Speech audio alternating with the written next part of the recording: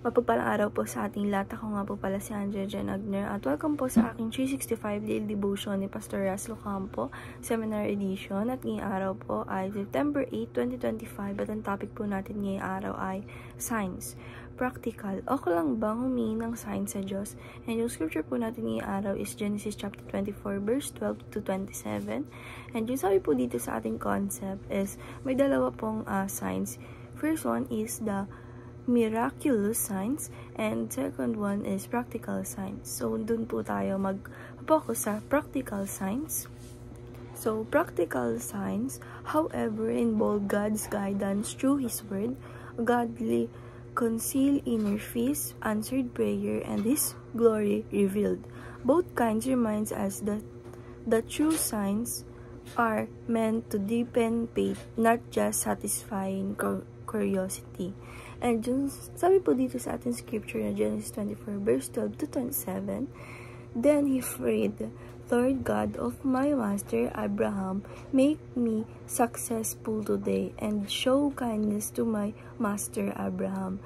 See, I am standing behind this spring and the daughter of the townspeople are coming out to draw water.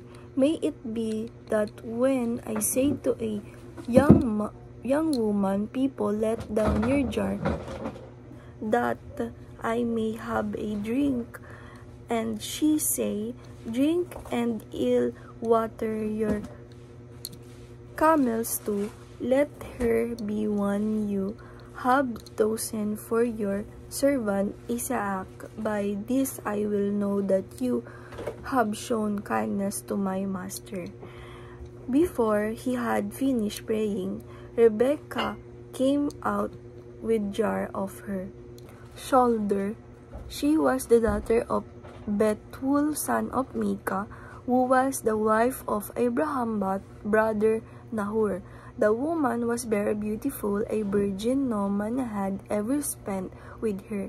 She went down to the spring, filled this jar, and came up again.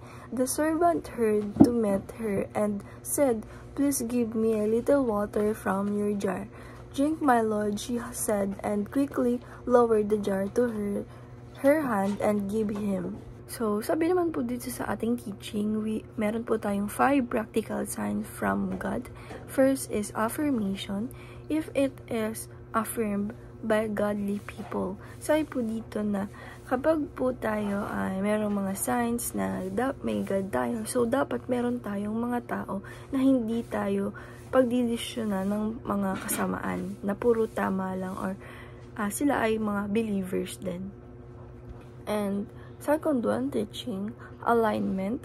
If it is aligned with God's Word. Sabi po dito na pag tayo po ay hingi ng sign sa ating Panginoong Diyos, dapat talaga na ito ay naka-align doon sa God's Word.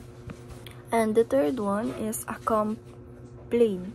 It is the accompanied by God's peace. Sabi naman po dito na kapag tayo ay hingi ng sign, may mga bagay na sinasabi natin, Lord, para sa akin ba to? Lord, talagang para sa akin ba to? Ganyan, parang nagbibigay ka talaga ng sign na talagang totoo bang talagang siya yung binigay sa'yo ng ating Panginoong Diyos.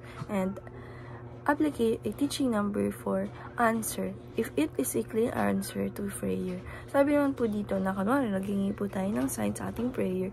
So, meron din clear answer na dun sa prayer natin, may magpakita na clear answer na talagang magpapasalamat tayo sa ating Panginoong Diyos dahil tinupad na yung prayer natin.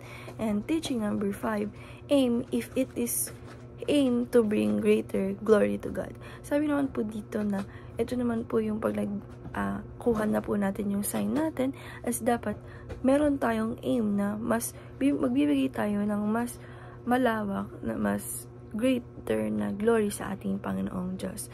And application number 1, pay attention to godly counsel. Sabi naman po dito na i-apply po natin sa sarili natin ay sa life natin na kapag po tayo ay humingin sa ating Panginoong Diyos ng sign is talagang merong siyang mabibigay ng mga taong takot sa Kanya na ayun yung magbibigay ng parang mga sign sa atin. And sabi naman po dito sa application number 2, prove it through God's word.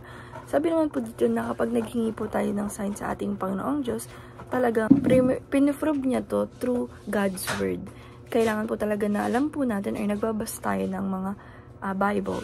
And application number 3, pursue and ask where God feels. Sabi naman po dito na apply po natin sa sarili natin or sa life natin, na kapag humingi tayo ng sign is talagang pinupursu natin or nag-ask tayo na ito po talaga yon God, na naghingi tayo ng mga God's best. And application number 4, prayer earnest before making decision. Sabi po dito na apply po natin sa sarili natin or sa life natin, na kapag humingi tayo ng sign is dapat nag-pray tayo doon sa pinaka earnestly or bago tayo humingi or umaction. And application number 5, prefer the path of decision that bring glory to God. Sabi po dito na apply po natin sa sarili natin na i-prepare natin yung path pag humingi tayo ng ating Panginoong Diyos or humingi tayo ng decision na ito ba talaga yung sign and dapat mag-bring tayo ng glorify sa ating Panginoong Jesucristo. And then lang po ngayong araw. Maraming salamat. God bless.